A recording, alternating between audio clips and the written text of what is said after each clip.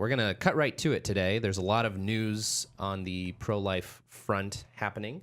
Breaking news. Breaking news. For those of you who went to bed last night without checking the news or watching the news or anything, there's going to be a vote today on the repeal of Obamacare, the American Health Care Act. I guess that's still the bill they're using right That's now, correct. Right? The American Health Care Act. That is the vehicle. So it looks like it has been amended enough to get at least the 216 votes needed for a majority.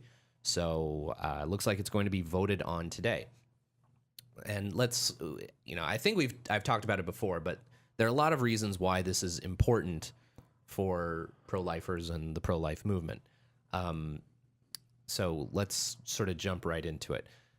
The first reason why this is important, now, we are Right to Life Essential California. We're a pro-life organization. We're not really a healthcare reform organization. So I'm not going to be taking any strong positions on, whether or not pre-existing conditions should be covered. And there are lots of very smart people on both sides who have very strong opinions about this bill and other bills about, the financial solvency of both not requiring an individual mandate, but also covering people with pre-existing conditions. How is that going to work financially? Is that even insurance at that point? And there are a lot of very right-wing conservatives who don't necessarily like this bill and this whole structure. There are a lot of more moderate conservatives who like this, and there are a lot of liberals who are pointing out, hey, so many people are going to lose coverage, and there's questions about, well, they were getting coverage through a system that was financially not solvent, and there were all kinds of problems existing with Obamacare, with all these different health insurance companies pulling out because they were losing money. So all of that is sort of aside. What we're going to focus on is the pro-life impact. And the pro-life impact of getting rid of Obamacare, I think, is really good. One of the chief ways in which Obamacare was revolutionary as far as an abortion, from the perspective of funding abortion, is this. So for 40 years, we've had this thing called the Hyde Amendment. And it was attached to the federal budget every single year. And basically what it did is it prevented any federal dollars from directly paying for abortion. Okay, so you can't get a Medicaid paid for abortion unless it's like in case of like rape, incest, and very rare circumstances. Unless you're in California. Unless you're in California. Anyway,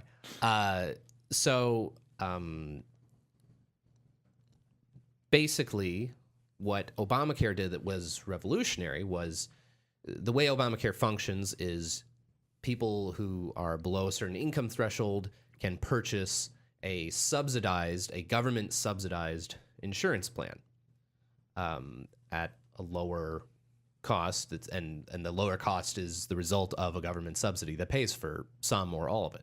Okay. Those government subsidies were going towards insurance plans that covered abortion in most of the country, where there are some states that didn't allow this, but in many states throughout the country, many of the insurance plans that were being subsidized by the federal government through the Affordable Care Act were plans that covered abortion. And in fact, in some states, there wasn't all of the Obamacare subsidized healthcare plans, all of them included abortion coverage. So you had no choice. But if you were purchasing insurance as an Obamacare through the Obamacare, what do they call the healthcare network? The exchanges. The exchanges. That's Covered California. Covered California. What we have in California. So if you're trying to purchase a healthcare plan through Covered California, all of them are going to have abortion coverage, whether you want it or not. Whether you like it or Whether not. you like it or not, yeah.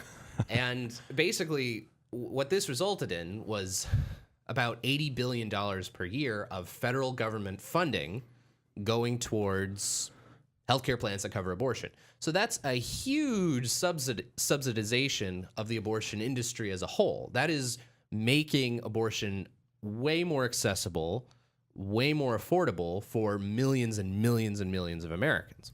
So that was the chief pro-choice cog in Obamacare. That was the worst aspect of Obamacare, was how it subsidized abortion in this enormous way.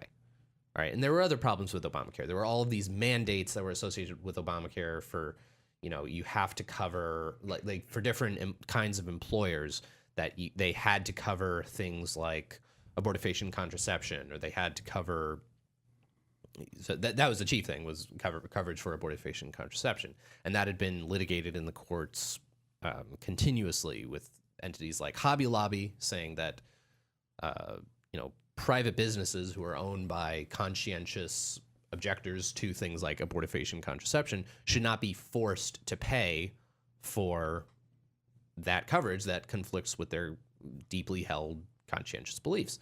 The Little Sisters of the Poor were saying that nonprofits who have these religious and ethical objections to abortion, they shouldn't be forced to pay for it, etc. So there were lots of pro-life problems with Obamacare. And this is one of the good things about the American Health Care Act, is that it, first of all of those mandates associated with Obamacare, if the American Health Care Act gets put in, all of those mandates will kind of go away, which is good. There are things the Obama administration could and should do in the meantime to get rid of those mandates, and we'll talk a little bit more about that. The president is going to be issuing an executive order today on religious liberty that's going to touch on some abortion-related topics, and we'll talk about that a little later in the show.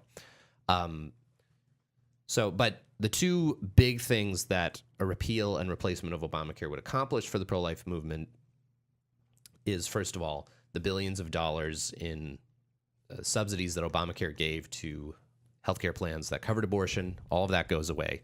No federal dollars will be able, under the American Health Care Act, no federal dollars will be able to go towards any healthcare plans that cover abortion.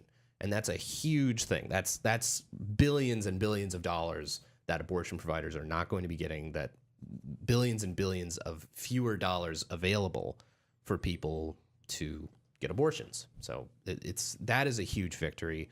The regulations being swept away, that is another huge victory.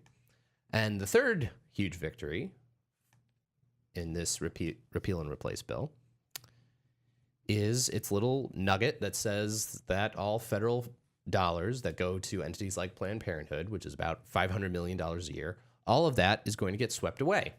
No more. Basically, if you're an abortion provider, then the kinds of Medicaid reimbursements that entities like Planned Parenthood would get for their non-abortion services, which amounted to up to $500 million a year, almost half of Planned Parenthood's annual revenue. All of that money is going to be diverted away from Planned Parenthood and given towards federally qualified health centers. So, and that is part of this repeal and replacement of Obamacare. So on those specific fronts, and again, we're just commenting on the pro-life stuff. We're not here to comment on insurance and whether this is financially solvent or whatever. Specifically on the pro-life fronts, these are really positive developments, and I really hope that those aspects of this, even if this bill somehow goes down in flames, I really hope that those aspects of this bill can make it through and find final passage, because this is consistently, the social science indicates that the biggest driver of abortion is not stuff like, many liberal activists have said, if you increase the welfare state, if you increase access to education, or you increase access to this, if you increase access to welfare and to unemployment benefits and to all these different social welfare programs, that is going to reduce the need for abortion. That is actually what's going to reduce the need for abortion. And not a lot of the social science actually backs that up. What really drives abortion, what really determines whether or not it's going to happen, is actually, in the end result, it's a very simple economic analysis. Do you have a lot of easy money to help pay for your abortion? If you do, if you have free money from the government to help pay for your abortion, you're probably more likely to get an abortion, and the abortion rate is going to increase. You mean incentives matter? Incentives matter. Financial incentives matter. Believe it or not, while we're not purely economic beings, economics drive a lot of this. Which gets financially rewarded gets repeated? Exactly. Yeah. It's almost like when you make something illegal, it happens less, but when you make it legal, it happens more. And then when you pay for it, it happens even more than that. So That's what drives the incidence of abortion. That's why California has more abortions than pretty much any other. Has a not only more abortions total, but a disproportionately high abortion rate. It's because in California you can get a Medi-Cal covered abortion at low or no cost. So that's the whole reason. That's the reason why California has a disproportionately high abortion rate, is because there's free money for it. You can get it paid for by the government. So the fact that Congress is taking steps to take money away from abortion, that is a huge, huge deal.